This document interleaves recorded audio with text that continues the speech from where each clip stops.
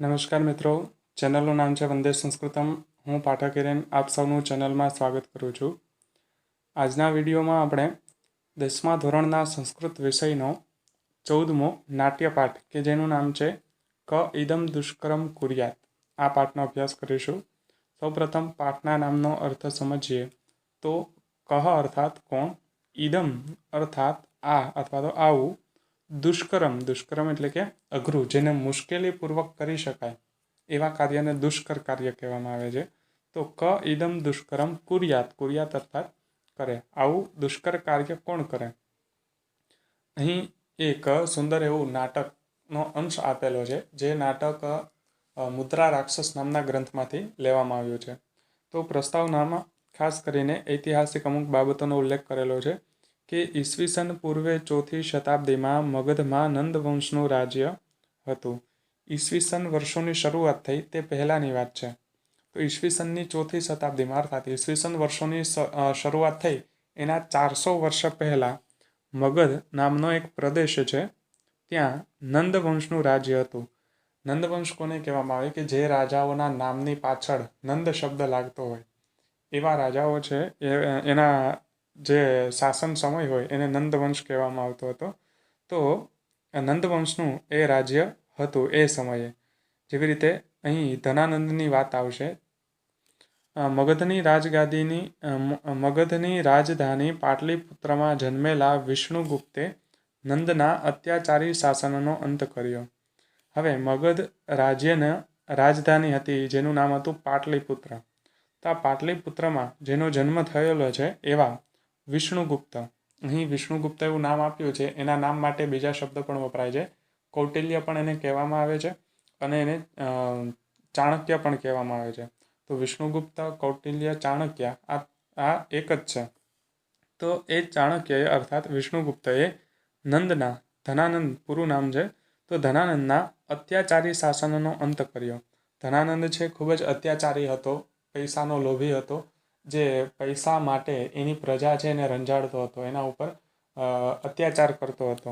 તેવા અત્યાચારી એવા નંદના આ શાસનનો અંત કર્યો, અર્થાત એને રાજગાદી ઉપરથી હટાવ્યો.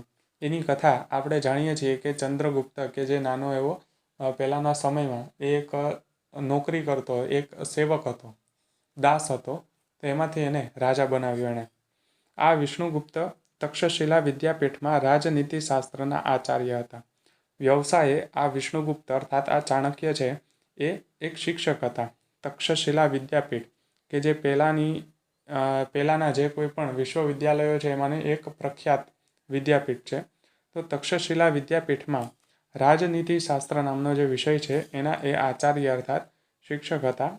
વ્યવસાય શિક્ષક એવા આ રાજનીતિ શાસ્ત્રના પંડિતે ખંડિત થતા રાજ્યોને અખંડ બનાવવા અને અત્યાચારથી પીડાતી પ્રજાને અત્યાચારથી મુક્ત કરવા સક્રિય રાજનીતિમાં રસ લીધો. હવે એ સમયે ભારત છે એ અલગ અલગ વિભાગોમાં વિભાજિત હતું. વિદેશી આક્રમણકારો છે ભારત ઉપર ચડાઈ કરતા હતા અને ભારત એ સમયે સોનાની ચીડિયા કહેવામાં આવતો હતો, કારણ કે ભારત છે ખૂબ જ સમૃદ્ધ દેશ હતો. તો વિદેશી જે કોઈ પણ શાસનકારો છે એની નજર ભારત દેશ ઉપર હતી અને એલેક્ઝાન્ડર, આપણે જેને કહીએ છીએ સિકંદર, એ સમયે પુરુ પણ એક રાજા હતો જે ભારત વર્ષનો સૌથી શ્રેષ્ઠ રાજા હતો. તો પુરુ સાથે સિકંદરનું જ્યારે યુદ્ધ થયું ત્યાર પછી ચાણક્ય છે એનું એક સ્વપ્ન હતું કે આ ભારતને અખંડ બનાવવું, સંપૂર્ણ ભારત ઉપર કોઈ એક જ રાજાનું શાસન હોય, ચક્રવર્તી રાજા. તો આવા પંડિતે, આ ચાણક્યએ ખંડિત થયેલા જે રાજ્યો છે અર્થાત જે અલગ અલગ વિભાગોમાં વિભાજિત થયેલા રાજ્યો છે એને અખંડ બનાવવા, એક જ રાજાની નીચે લાવવા એણે અને અત્યાચારથી પીડાતી જે પ્રજા છે એના અત્યાચારથી મુક્ત કરવા માટે રાજનીતિમાં રસ લીધો. તે શિક્ષણ તો આપતા જ હતા પણ એની સાથે સાથે રાજનીતિ છે એના પણ એ વિદ્વાન હતા. તો રાજનીતિને અનુલક્ષીને એણે બધા રાજ્યો છે એને એક કરવાનો પ્રયાસ શરૂ કર્યો અને નંદવંશના અત્યાચારી શાસનનો અંત આણ્યો. નંદવંશમાં ત્યારે ધનાનંદ નામનો જે રાજા હતો એનું જે અત્યાચારી શાસન હતું, લોકો ઉપર જે અત્યાચાર કરતો હતો, તો એના એવા શાસનનો એણે અંત કર્યો, અર્થાત એને રાજગાદી ઉપરથી हटाव्यो। આપણે એક વાક્ય ઘણી વખત સાંભળેલું હશે, શિક્ષક કભી સાધારણ નહીં હોતા, પ્રલય ઓર નિર્माण उसकी गोद में खेलते हैं। આ પ્રખ્યાત એવું વાક્ય છે, ચાણક્ય દ્વારા ઉદ્ઘોષિત છે, ચાણક્યએ આ કહેલું છે। તો નંદ વંશના અત્યાચારી શાસનનો ચાણક્ય અંત કર્યો જ્યારે ધનાનંદે એને અપમાનિત કર્યા। જ્યારે સૌપ્રથમ સિકંદર છે એ ભારત દેશ ઉપર ચડાઈ કરવા આવતો હતો ત્યારે ચાણક્યએ એને જઈને સમજાવવાનો પ્રયાસ કર્યો કે પુરુ નામનો જે રાજા છે એની સાથે તમે મળી જાઓ અને એને મદદ કરો, જેથી કરીને આપણે સિકંદરને હરાવી શકીએ। કારણ કે સિકંદર એ ખૂબ જ શક્તિશાળી એવો રાજા હતો, એનું સૈન્ય છે ખૂબ જ વિશાળ હતું। એકલો પુરુ એની સામે યુદ્ધ કરે તો શક્યતા હતી કે પુરુ હારી જાય, એટલા માટે એની મદદ કરવા માટે એની પાસે પ્રાર્થના માટે ગયા હતા ચાણક્ય। પણ ધનાનંદ છે પહેલેથી જ એ ખૂબ જ મોજ શોખથી જીવતો હતો અને એણે મદિરાના નશામાં ચાણક્યનું અપમાન કરી દીધું અને ચાણક્યએ એ સમયે પ્રતિજ્ઞા કરી કે તારા જ રાજ્યમાંથી હું એક કોઈ યોગ્ય શાસકને સમ્રાટ બનાવીશ અને તારી જગ્યાએ રાજગાદી ઉપર બેસાડીશ અને તને આ રાજગાદીથી તારી પાસેથી આ રાજગાદી છીનવી લઈશ। તો પોતાની પ્રતિજ્ઞા અનુસાર આ નંદવંશ છે એના અત્યાચારી શાસનનો ચાણક્યએ અંત કર્યો। તે સાથે ખંડિત ભારતને અખંડ બનાવ્યો। સામાન્ય પરિવારમાં જન્મેલા ચંદ્રગુપ્ત નામના બાળકને આચાર્ય કૌટિલ્યે રાજનીતિના પાઠ ભણાવ્યા। પોતાની કડક પરીક્ષામાંથી પાર ઉતરેલા આ સુયોગ્ય શિષ્ય ચંદ્રગુપ્ત મૌર્યને મગધના રાજસિંહાસન ઉપર પ્રસ્થાપિત કર્યો। હવે એક સામાન્ય પરિવારમાં જન્મેલો હતો ચંદ્રગુપ્ત, કે એક પહેલાંના સમયમાં એ એક દાસ હતો, એક સેવક તરીકેનું એક કામ કરતો હતો। જ્યારે ચાણક્ય અપમાનિત થઈને જઈ રહ્યા હતા અને એને શોધ હતી કે એક કોઈ યોગ્ય રાજા બનાવવો છે, જ્યારે બાળક હોય એનામાં જે પણ ગુણોનું આરોપણ કરવામાં આવે એ ચિરસ્થાયી બનતા હોય છે, લાંબા સમય સુધી રહેતા હોય છે। તો ચાણક્ય એવા કોઈ બાળકની શોધમાં હતા કે જે ભવિષ્યમાં ભારત વર્ષને સંભાળી શકે। તો ચંદ્રગુપ્તમાં એને એવા લક્ષણો દેખાય છે અને એને પોતાની સાથે લઈ જાય છે અને એને રાજનીતિના પાઠ શીખવે છે, રાજાએ કઈ રીતે વર્તન કરવું જોઈએ, રાજનીતિ શું કહેવાય, તો આવી બધી એને શિક્ષા આપે છે અને એમાં એની પરીક્ષા લે છે। જ્યારે પરીક્ષામાંથી પાર ઉતરે છે ચંદ્રગુપ્ત, ત્યારે ચંદ્રગુપ્ત છે એને મગધના રાજસિંહાસન ઉપર બેસાડે છે અને નંદ છે એને રાજસિંહાસન ઉપરથી હટાવી દે છે, તેનો હત્યા કરી નાખે છે। આ ઐતિહાસિક ઘટનાને કથાવસ્તુ તરીકે લઈને વિક્રમ સંવતની 7મી થી 9મી શતાબ્દીની વચ્ચે થઈ ગયેલા મનાતા વિશાખા દત્ત નામના સંસ્કૃત કવિએ મુદ્રા રાક્ષસ નામનું એક નાટક રચ્યું છે। હવે એક પ્રખ્યાત એવા વિદ્વાન થઈ ગયા છે, વિશાખા દત્ત એનું નામ છે। તો આ વિશાખા દત્ત છે એનો સમય પણ અહીં દર્શાવેલો છે કે કયા સમયમાં થઈ ગયા હતા, એ વિક્રમની 7મી સદીથી લઈને 9મી સદીની વચ્ચે, અર્થાત વિક્રમ સંવતના 700થી લઈ અને 900 વર્ષની વચ્ચે એનો જન્મ થયો હતો। એ સમયમાં થઈ ગયેલા આ વિશાખા દત્ત નામના જે કવિ છે એણે મુદ્રા રાક્ષસ નામનું એક નાટક બનાવ્યું છે। આ નાટકમાં આ બધી ઘટનાઓ છે વિસ્તારથી વર્ણવવામાં આવી છે। તો આ 7 અંકનું નાટક છે, અર્થાત આ નાટકમાં અલગ અલગ 7 વિભાગ આવેલા છે।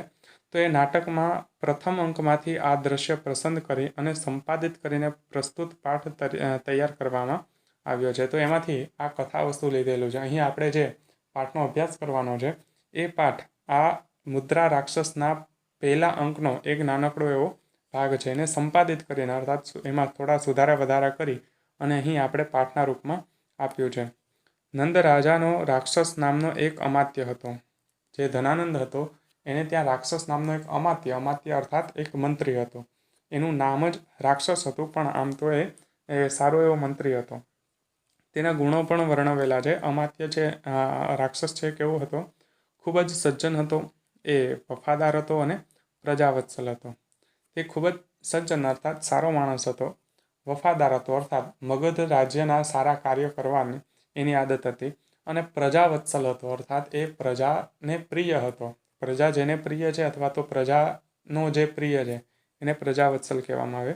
તો એ પ્રજાવત્સલ પણ હતો, કારણ કે ધનાનંદ છે એ તો ખૂબ જ એમ માનો કે મદિરાપાન અને નશામાં જ એ પડ્યો રહેતો હતો। એ માત્ર એને ધન ક્યાંથી આવે છે એ જ એની ઈચ્છા હતી, એ જ એનો વિચાર હતો. જ્યારે રાજ્યનો સંપૂર્ણ કાર્યભાર છે આ અમાત્ય રાક્ષસ સંભાળતો હતો. નંદવંશના રાજ્યનો અંત થતાં અમાત્ય રાક્ષસ પોતે પણ પદભ્રષ્ટ થાય છે. જ્યારે ધનાનંદને હત્યા કરી નાખવામાં આવે ત્યારે અમાત્ય રાક્ષસ છે એ પણ પદભ્રષ્ટ થાય છે, અર્થાત પોતાના સ્થાનેથી એ દૂર થઈ જાય છે. પહેલાં એ ધનાનંદના રાજ્યમાં એ મંત્રી હતો, જ્યારે ધનાનંદ જ નથી તો હવે એ પણ મંત્રી ન બની શકે, એટલા માટે એ પોતાના સ્થાનથી હટી જાય છે, અર્થાત અમાત્ય પદને ત્યાગ કરે છે અને છદ્મ વેશે અર્થાત છુપા વેશે અજાણ્યા સ્થળે ચાલ્યો જાય છે. કદાચ જો એ ચંદ્રગુપ્તના અથવા તો એના સૈનિકોના અથવા તો ચાણક્યના હાથમાં આવી જાય તો એને એવો ડર હતો કે કદાચ એને મારી નાખે, એટલા માટે છુપા વેશે ત્યાંથી ચાલ્યો જાય છે મગધ રાજ્યમાંથી. પોતાના કર્તવ્ય અને દેશ હિત માટે ખૂબ જ નિષ્ઠાવાન આ અમાત્યને આચાર્ય ચાણક્ય પોતાના પક્ષે લાવવા માંગતા હતા, કારણ કે એ ખૂબ જ બુદ્ધિમાન હતો. અમાત્ય રાક્ષસ છે ખૂબ જ બુદ્ધિમાન હતો, એટલા માટે ચાણક્યનો એવો વિચાર હતો કે એને ફરીથી મગધ રાજ્યનો મંત્રી બનાવવામાં આવે, જેથી કરીને ચંદ્રગુપ્તની એ સહાયતા કરી શકે. તો મગધ રાજ્યના નવ પ્રસ્થાપિત અર્થાત હમણાં જ જેનો રાજ્યાભિષેક થયો છે એવા ચંદ્રગુપ્તના અમાત્ય તરીકે એને નિમવા માગતા હતા, અર્થાત ચંદ્રગુપ્તને એને મંત્રી બનાવવા માગતા હતા.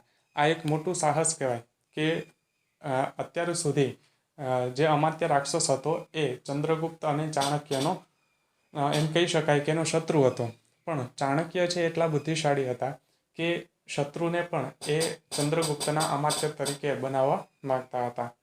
તેથી તેની ભાળ મેળવવા માટે ચંદનદાસ નામના શ્રેષ્ઠીને બોલાવે છે. એટલા માટે આ અમાત્ય રાક્ષસ અત્યારે ક્યાં છુપાયા છે આવું જાણવા માટે એ ચંદનદાસ નામનો એક શ્રેષ્ઠી અર્થાત એક વેપારી હોય એને બોલાવે છે. તો શ્રેષ્ઠીને શા માટે બોલાવે છે? કારણ કે આ વેપારી છે ચંદનદાસ અમાત્ય રાક્ષસનો ખાસ અંગત મિત્ર હતો. આ જે ચંદનદાસ નામનો વેપારી હતો એ અમાત્ય રાક્ષસનો નજીકનો કોઈ મિત્ર હતો. તેણે રાક્ષસના કુટુંબને ગુપ્ત રીતે પોતાના ઘરે રક્ષણ આપ્યું હતું. આ જે ચંદનદાસ નામનો વેપારી હતો એણે રાક્ષસ સાથેની મિત્રતા નિભાવવા માટે શું કર્યું હતું? રાક્ષસ તો છુપા વેશે ત્યાંથી નીકળી ગયો હતો, પણ અમાત્ય રાક્ષસનો જે પરિવાર હતો એ પરિવારને એણે પોતાના ઘરે આશરો આપ્યો હતો અને છુપી રીતે એને એના ઘરે રાખ્યા હતા, એના પરિવારને. ચાણક્યને આની જાણ થતાં તે ચંદનદાસને બોલાવે છે. જ્યારે ચાણક્યને આવી ખબર પડે છે કે અમાત્ય રાક્ષસના પરિવારના લોકો ચંદનદાસના ઘરે છે, ત્યારે ચંદનદાસને બોલાવે છે ચાણક્ય અને અમાત્ય રાક્ષસને મેળવી આપવા જણાવે છે અને કહે છે કે અમાત્ય રાક્ષસને પણ તમે શોધી આપો, કારણ કે જ્યારે અમાત્ય રાક્ષસના પરિવારના લોકો પકડાઈ જાય તો અમાત્ય રાક્ષસ પણ એના પરિવારને બચાવવા માટે એની સમક્ષ આવવાનો જ છે. પ્રસ્તુત પાઠમાં આ સંદર્ભનો ચાણક્ય અને ચંદનદાસ સાથેનો સંવાદ છે. અહીં જે પાઠ આપવામાં આવ્યો છે એમાં ચાણક્ય અને ચંદનદાસ વચ્ચે જે રોચક સંવાદ થાય છે એ સંવાદને અહીં પાઠ તરીકે પ્રસ્તુત કરેલો છે. અહીં ચંદનદાસની રાક્ષસ પ્રત્યેની વફાદારી ભરી મિત્રતાનું સુંદર નિરૂપણ થયું છે.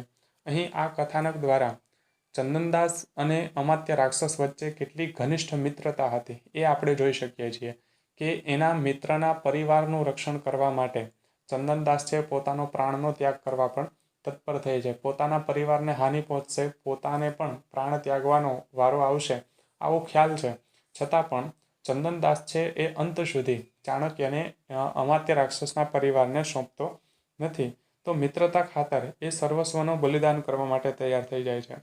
પોતાનો મિત્ર અને તેના પરિવારના રક્ષણ માટે પોતાનો અને પોતાના પરિવારનો ભોગ આપવા ચંદનદાસ તૈયાર થઈ જાય છે. જે ચાણક્ય છે, ચંદ્રગુપ્ત છે, એની જે દંડ નીતિ હતી એ ખૂબ જ કઠોર હતી કે જે કોઈ પણ દંડ કરે છે, જે કોઈ અપરાધ કરે છે, ગુનો કરે છે, એને એ કઠોર દંડ આપતા હતા.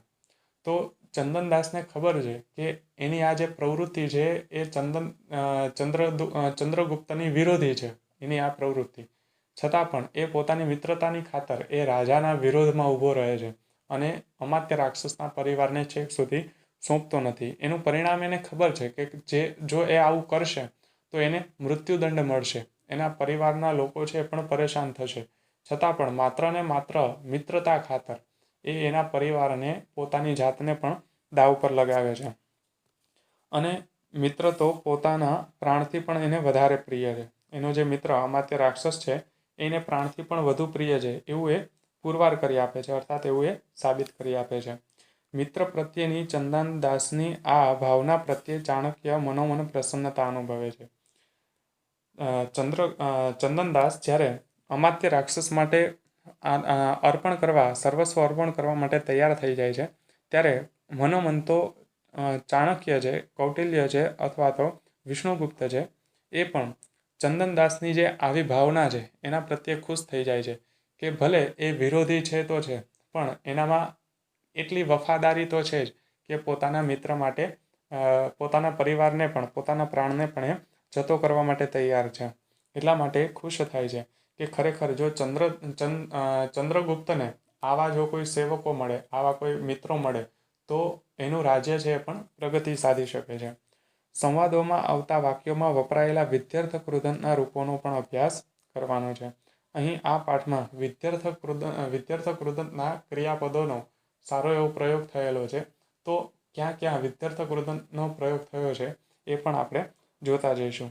તો આ પાઠમાંથી શું બોધ મળે છે કે મિત્રતા નિભાવવી એ એક બહુ મોટી વાત છે. એના માટે આપણે મોટી કિંમત પણ ચૂકવવી પડતી હોય છે, છતાં પણ આપણે એ મિત્રતા નિભાવવી જોઈએ. અહીં ચંદનદાસ અને અમાત્ય રાક્ષસની મિત્રતા જે ઉદાહરણરૂપ બને છે. હવે પાઠ તરફ આગળ વધીએ તો ચાણક્ય છે એ બોલે છે, આ પાઠ છે સંવાદાત્મક છે, અર્થાત નાટ્ય પ્રકારનો આ પાઠ છે. ચાણક્ય છે બોલે છે, કોને કહે છે? સ્વશિષ્યમ પ્રતિ. સ્વ અર્થાત પોતાના, શિષ્યમ પ્રતિ અર્થાત શિષ્ય પ્રત્યે, પોતાના શિષ્ય તરફ એ કહે છે. અર્થાત ચાણક્ય છે પોતાના શિષ્યને કહે છે. શું કહે છે? વત્સ અર્થાત હે વત્સ. વત્સ શબ્દ છે પુત્ર માટે પણ વપરાય છે. કોઈ નાનો બાળક હોય અથવા તો ગુરુ છે એના શિષ્ય માટે પણ વત્સ શબ્દનો પ્રયોગ કરે છે. તો વત્સ અર્થાત હે બાળક અથવા તો હે શિષ્ય, હે વત્સ. શ્રેષ્ઠી ચંદનદાસ અત્ર આનેતવ્ય. શ્રેષ્ઠી ચંદનદાસ અર્થાત શેઠ ચંદનદાસને અત્ર અર્થાત અહીં, આ રાજમહેલમાં અથવા તો રાજસભામાં આનેતવ્ય. આનેતવ્ય એ વિદ્યાર્થકૃદંત છે, અંતે તવ્ય પ્રત્યય થયો છે. આ ઉપસર્ગપૂર્વક નિનય ધાતુ છે અને તવ્ય પ્રત્યય કરશું ત્યારે આનેતવ્ય એવું રૂપ બને છે. તો વત્સ શ્રેષ્ઠી ચંદનદાસ અત્ર આનેતવ્ય. હે વત્સ, શ્રેષ્ઠી ચંદનદાસને અહીં લાવવા જોઈએ. લઈ આવે એમ નથી કહેતા, પણ શું કહે છે? લાવવા જોઈએ. વિદ્યાર્થકૃદંત છે. તો શિષ્ય છે ચંદનદાસને લેવા માટે જાય છે એની પહેલા કહે છે યદાજ્ઞાપયતિ ઉપાધ્યાય. યદાજ્ઞાપયતિ સંધિ છૂટી પાડશું ત્યારે યત આજ્ઞાપયતિ, જેવી આજ્ઞા કરે. કોણ? ઉપાધ્યાય. ઉપાધ્યાય કોને કહેવામાં આવે? ઉપ અર્થાત નજીક અને અધ્યાય અર્થાત અધ્યયન કરવું. જે ગુરુની નજીક રહી અને શિષ્યો અધ્યયન કરતા હોય એવા ગુરુને ઉપાધ્યાય કહે છે. અહીં જે ચાણક્ય છે એ માત્ર શાસ્ત્રનું જ્ઞાન જ ન આપતા હતા, પણ એની સાથે સાથે પ્રાયોગિક જ્ઞાન પણ આપતા હતા. જે આપણે જેને કહીએ છીએ કે પ્રેક્ટિકલ, એ વ્યવહાર વડે પણ એને શીખવતા હતા શિષ્યોને. એટલા માટે એનું શિષ્યવૃંદ છે ખૂબ જ વિશાળ હતું. તો ચાણક્ય જે કાર્ય કરે છે એને જોઈને પણ એના શિષ્યો શીખતા હતા, તો એની નજીક રહીને શીખતા હતા. એટલા માટે અહીં ઉપાધ્યાય એવો શબ્દ વાપરવામાં આવ્યો છે. તો યદાજ્ઞાપયતિ ઉપાધ્યાય, ઉપાધ્યાયની અર્થાત ગુરુજનની જેવી આજ્ઞા એમ કહીને શિષ્ય છે નીકળી જાય છે. ઇતિ નિષ્ક્રમ્ય અર્થાત ઇતિ અર્થાત આમ, નિષ્ક્રમ્ય અર્થાત નીકળીને. અહીં નિષ્ક્રમ્ય છે સંબંધક કૃદંત છે. નિશ ઉપસર્ગપૂર્વક ક્રમોપાદ વિક્ષેપે ધાતુ છે અને ય પ્રત્યય થયેલો છે અંતે. સંબંધક કૃદંતનો ય પ્રત્યય ઉપસર્ગપૂર્વક ધાતુ છે એટલા માટે ય પ્રત્યય થયો. બાકી કયો પ્રત્યય થાય? તો આ પ્રત્યય થાય સંબંધક કૃદંતમાં. તો ઇતિ નિષ્ક્રમ્ય અર્થાત આમ નીકળીને એ ત્યાંથી ચાલ્યો જાય છે. અને ચંદનદાસેન સહ પુનઃ પ્રવિશ્ય. ચંદનદાસેન સહ, ચંદનદાસની સાથે, પુનઃ અર્થાત ફરીથી, પ્રવિશ્ય અર્થાત પ્રવેશીને. અહીં આ વાક્ય છે એમાં આપણે ઉપપદ વિભક્તિનો પ્રયોગ પણ જોઈ શકીએ છીએ કે સહ શબ્દના યુગમાં ચંદનદાસ શબ્દ છે એટલા માટે એની તૃતીયા વિભક્તિ કરવામાં આવી છે. સહ શબ્દના યુગમાં કઈ વિભક્તિ થાય? તૃતીયા વિભક્તિ. તો અહીં ચંદનદાસ શબ્દ છે અકારાંત પુલ્લિંગ શબ્દ છે, તો એની તૃતીયા વિભક્તિ કરશું ત્યારે એનો પ્રત્યય લાગશે. તો ચંદનદાસેન સહ અર્થાત ચંદનદાસની સાથે, પુનઃ પ્રવિશ્ય, પ્રવિશ્ય અર્થાત પ્રવેશ કરીને, અહીં ખાસ નોંધપાત્ર છે કે પ્રવિશ્ય એવું ક્રિયાપદ આપેલું છે એ પણ સંબંધક ભૂત કૃદંતનું છે. ઉપસર્ગપૂર્વક વિષ ધાતુ છે અને ઉપસર્ગપૂર્વક ધાતુ હોવાથી અંતે ય પ્રત્યય થયો છે ત્વાને બદલે, એટલા માટે પ્રવિશ્ય એવું ક્રિયાપદ બન્યું છે. તો ઇતિ નિષ્ક્રમ્ય ચંદનદાસેન સહ પુનઃ પ્રવિશ્ય, આમ નીકળી જાય છે અને ચંદનદાસની સાથે એ ફરીથી પ્રવેશે છે. અર્થાત જ્યાં કૌટિલ્ય બેઠા છે, ચાણક્ય બેઠા છે, ત્યાં ચંદનદાસને એ શિષ્ય લઈને આવે છે. કારણ કે ચાણક્યએ એને ચંદનદાસને લેવા માટે મોકલેલો હતો. તો ચંદનદાસને લઈને તે શિષ્ય છે ફરીથી ચાણક્ય પાસે આવે છે. હવે આવતાની સાથે ચંદનદાસ છે સ્વગતમ અર્થાત મનમાં બોલે છે. જ્યારે એ રસ્તામાં જતા હોય છે ચાણક્યની પાસે, ત્યારે વચ્ચે રસ્તામાં એ બોલતો જતો હોય છે ચંદનદાસ. ચાણક્ય યદા આહ્વયતી તદા નિર્દોષસ્ય અપી શંકા વર્ધતે. ચાણક્ય યદા આહ્વયતી અર્થાત બોલાવે, યદા અર્થાત જ્યારે. તો ચાણક્ય જ્યારે બોલાવે, તદા એટલે કે ત્યારે, નિર્દોષસ્ય અપી શંકા વર્ધતે. નિર્દોષસ્ય અર્થાત નિર્દોષની, અપી એટલે કે પણ, શંકા એટલે કે શંકા અથવા તો આશંકા, વર્ધતે એટલે કે વધે છે, એનો પણ સંદેહ વધે છે. જ્યારે ચાણક્ય કોઈ વ્યક્તિને બોલાવે અને એ નિર્દોષ હોય છતાં પણ એના મનમાં એટલો ભય બેસી ગયો હોય છે કે મારી કંઈ ભૂલ થઈ ગઈ હશે તો મને ચાણક્ય દંડ આપશે. તો ચાણક્યનો એટલો પ્રભાવ હતો કે જ્યારે કોઈ પણ વ્યક્તિને બોલાવે તો એ વ્યક્તિ છે એ અંદરથી ડરતો હોય છે કે મારી કંઈ ભૂલ હશે તો. આવા નિર્દોષ વ્યક્તિઓને પણ જો આટલો ડર લાગતો હોય તો કિમ પુનઃ જાત દોષસ્ય, કિમ અર્થાત શું, પુનઃ અર્થાત વળી, જાત દોષ જેણે દોષ કરેલો છે એવો. અહીં બહુવ્રીહી સમાસ છે, જાત દોષ. તો ચાણક્ય જ્યારે બોલાવે છે ત્યારે નિર્દોષને પણ ડર લાગે છે. જેવી રીતે આપણે ક્લાસમાં બેઠા હોઈએ ને અચાનક કોઈ આપણે બોલાવવા આવે કે તમને પ્રિન્સિપાલ બોલાવે છે, તો આપણો મનોમન એવો ડર એક ક્ષણ માટે તો લાગે જ કે મારાથી શું કંઈ ભૂલ થઈ ગઈ હશે કે મને બોલાવે છે, અથવા તો મારાથી એવું કંઈ કામ થઈ ગયું હશે કે હું કાંઈ અપરાધમાં આવીશ કે મને બોલાવે છે. તો જ્યારે ચાણક્ય છે એનો પણ એવો જ પ્રભાવ હતો કે જ્યારે કોઈ પણ વ્યક્તિને રાજમહેલમાં બોલાવે ત્યારે એ વ્યક્તિને એક વખત તો એવું થાય જ કે મારાથી કંઈ ભૂલ થઈ ગઈ હશે, કારણ કે એટલો ઉગ્ર દંડ હતો એ વખતનો. તો ચાણક્ય જ્યારે કોઈને પણ બોલાવે છે તો નિર્દોષ વ્યક્તિ હોય છતાં પણ એને ડર લાગતો હોય છે. તો અહીં તો આ ચંદનદાસ છે એ તો દોષિત છે, એણે ભૂલ કરેલી જ છે. તો કેમ પુનઃ જાત દોષ છે, જેણે ભૂલ કરેલી છે એનું તો શું થાય, અર્થાત એનું તો વિચારવાનું જ નહીં, એ તો ડરવાનો જ છે. અહીં ચંદનદાસે શું અપરાધ કરેલો છે ચાણક્યનો, કે એણે અમાત્ય રાક્ષસના પરિવારના લોકોને પોતાના ઘરે આશરો આપેલો છે, છુપાવેલા છે. અતઃ અર્થાત તેથી, એવ એટલે કે તેથી જ, મયા એટલે કે મેં. જો અહીં મયા શબ્દનો પ્રયોગ થયો છે એટલા માટે આપણે જોઈ શકીએ છીએ કે કર્મણી વાક્ય છે, કર્મવાચ્ય વાક્યનો પ્રયોગ કરેલો છે. તો કર્મવાચ્ય વાક્ય છે તો ક્યાંક ને ક્યાંક કર્મણી કૃદંત પણ હોઈ શકે, હોય જ એવું આવશ્યક નથી પણ હોઈ શકે. તો મયા અર્થાત મારા વડે, અમાત્ય રાક્ષસસ્ય એટલે કે અમાત્ય રાક્ષસના, ગૃહજન એટલે કે ઘરના લોકોને, પરિવારના લોકોને, અન્યત્ર પ્રેષિત, અન્યત્ર અર્થાત બીજા સ્થળે, પ્રેષિત અર્થાત મોકલી આપ્યા. પ્રેષિત છે એ કર્મણી કૃદંત છે, અહીં અંતે ત પ્રત્યય થયો છે. તો ચંદનદાસને ખબર હતી કે જ્યારે ચાણક્યને આ વાત મળશે ત્યારે ચોક્કસ મને બોલાવશે અને અમાત્ય રાક્ષસના પરિવારના લોકો વિશે પૂછશે. એટલા માટે ચાણક્ય બોલાવે એ પહેલાં જ ચંદનદાસે અમાત્ય રાક્ષસના પરિવારના લોકોને બીજી જગ્યાએ મોકલી દીધા, સુરક્ષિત સ્થાને એને પહોંચાડી દીધા. મમ તાવત યદ ભવતી તદ ભવતું નામ. મમ તાવત, મમ અર્થાત મારું, તાવત એટલે કે તો, મારું તો, યદ ભવતી એટલે કે જે થાય, તદ ભવતું એટલે કે તે થયું, નામ અર્થાત ખરેખર. મારું તો ખરેખર જે થવું હશે તે થશે, અર્થાત ચાણક્ય કદાચ દંડ આપશે તો એ દંડ હું સ્વીકારી લઈશ, પણ અમાત્ય રાક્ષસના પરિવારના લોકો છે દુઃખી થવા જોઈએ નહીં, કારણ કે અત્યારે અમાત્ય રાક્ષસ નથી તો એના પરિવારના લોકોની સંપૂર્ણ જવાબદારી એના મિત્ર એટલે કે ચંદનદાસ ઉપર છે. તો ચંદનદાસ વિચારે છે કે મારું તો જે થવું હોય એ થાય, પણ અમાત્ય રાક્ષસના પરિવારના લોકોને મેં બીજા એવા સુરક્ષિત સ્થળે મોકલી આપ્યા છે.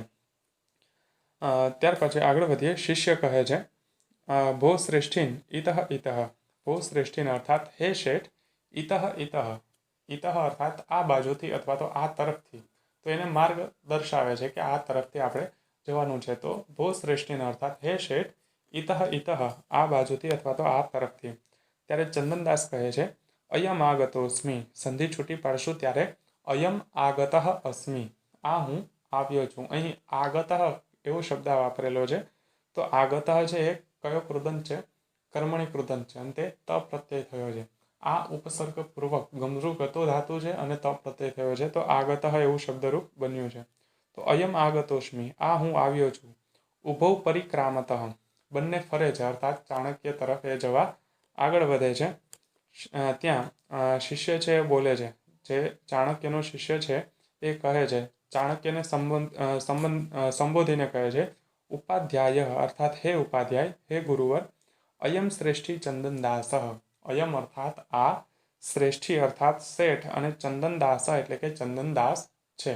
એનો પરિચય કરાવે છે કે આ સાથે આવેલા જે વ્યક્તિ છે એ શેઠ ચંદનદાસ છે. ચંદનદાસ છે ઉપસૃત્ય, ઉપસૃત્ય અર્થાત નજીક જઈને, ઉપસૃત્ય છે એમાં સંબંધક કૃદંત છે. ઉપસર્ગ પૂર્વક શ્રુ ધાતુ છે, શ્રુત ધાતુ છે અને ય પ્રત્યય થયો છે. તો ઉપસૃત્ય અર્થાત નજીક જઈને ચંદનદાસ છે ચાણક્યની નજીક જાય છે અને કહે છે જયતુ જયત્વાર્ય. જયત્વાર્યની જ્યારે સંધિ છૂટી પાડશું ત્યારે જયતુ પ્લસ આર્ય, અહીં ઉ છે એની જગ્યાએ વ થઈ ગયેલો છે. તો જયતુ જયત્વાર્ય, આર્યનો અર્થાત મહાનુભાવનો જય થાવો જય થાવો. પહેલાંના સમયમાં અભિવાદન કરવા માટે આવો જય જયકાર કરવામાં આવતો હતો. જ્યારે કોઈ સજ્જન વ્યક્તિ, કોઈ જે રાજ પરિવારનું અથવા તો રાજ્ય સંબંધિત કોઈ ઉચ્ચ હોદ્દાવાળી વ્યક્તિ જ્યારે સામે હોય ત્યારે એનું આ રીતે અભિવાદન કરવામાં આવતું, જયતુ જયતુ આર્ય, મહાનુભાવનો જય થાવો જય થાવો.